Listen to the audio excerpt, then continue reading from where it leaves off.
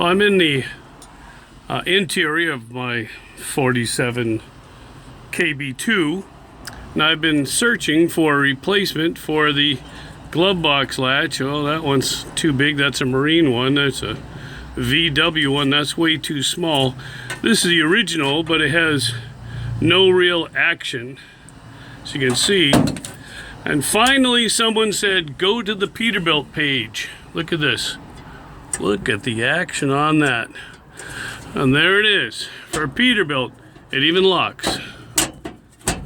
So it closes, it opens, latches.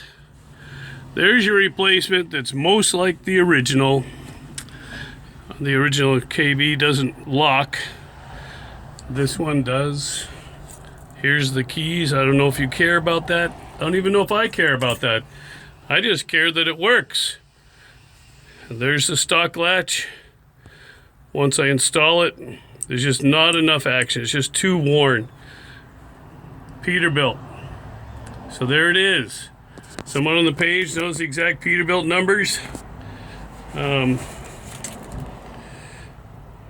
got it from Dirk's Peterbilt.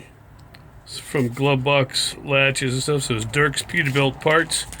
It was a few bucks, but I probably spent $300 in test driving things that don't work. So that's your latest on glovebox latches. Another success in KB history.